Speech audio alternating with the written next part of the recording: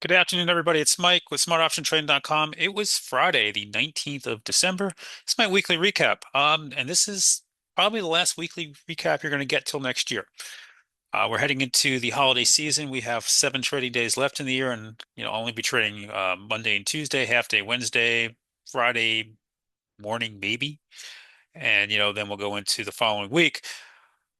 So what can I say about this week? It's been all over the place, but no damage done. At the end of the day, we've taken all the weakness back, for the most part, not quite. And shorts got trapped on that close on Wednesday. We gapped up and we haven't let it back, although we haven't broken out yet. Now, going into the close today, we have about 25 minutes. We have a big rebalance, and you're going to see a big rebalance on the SPY. Important things to note here as we go into next week is the big traders are done, right? So this is why we typically get what we call the Santa Claus rally.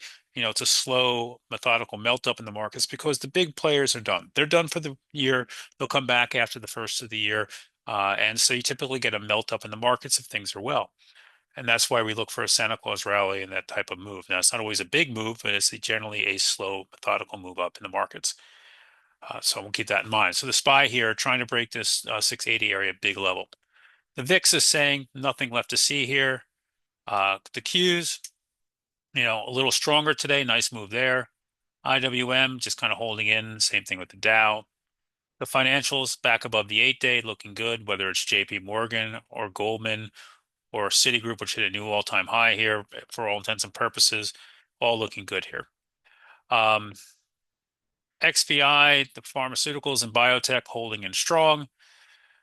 Oracle had a nice move today off of them coming up with a deal to purchase TikTok. It has to be approved by China, but it's largely expected to be. So you had a nice little bounce there.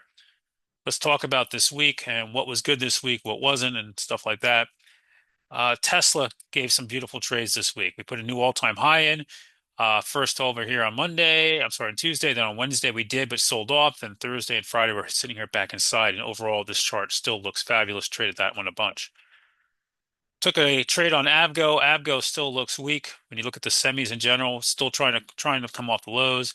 Nvidia, nice move to the 180 today. We talked about if it broke above the 8-day, it could get there. Nice move on Nvidia here as well. AMD also nice move back to the 21 days. So some strength in some of those names. We'll see if they come back for them. Some buying going into the end. Hood all over the place this week. Really needs to get back above 125. Palantir breaking out here above 190 on a major move late, testing that gap. We'll have this on our radar for next week. Micron, not the easiest traders, but back at all-time highs after an outstanding report and guidance. It was just absolutely incredible. Microsoft gave a nice trade yesterday, not really playing today. Meta's been trying to break out, but it can't get above the 200-day. It's right at it. That red line is marking it there, so it needs to break that. Boeing is breaking out. Big move on Boeing today, yesterday and today there. What else? Amazon is trying to wake up, needs to break that 50-day. Google back up a little bit, needs to break the 8-day, and then it can get going. You guys got to get the idea here. The market's trying to wake up a little bit. Apple remains out of play. I mean, there's a lot of names that remain out of play. Salesforce right now, not doing much. You're seeing this a lot. ServiceNow got beat up after they purchased the company for $7 billion, but just kind of hanging out there. Just a lot of that going on out there. But overall, the market seems poised for the Santa Claus rally. RIVN has had a beautiful week. This is a new 52-week plus high, and nice move there. I don't know why, but they've been buying the living crap out of Beyond Meat today. Could care less. DJT had a nice 2-day move. They're merging with another company, a fusion company. So let that sink in. You can figure that out from there. But I'm a big believer in fusion energy as the future of this country and this world. And it's probably still another 15 to 20 years away. But it's an interesting move there by them. I mean, I think they're just trying to get into everything.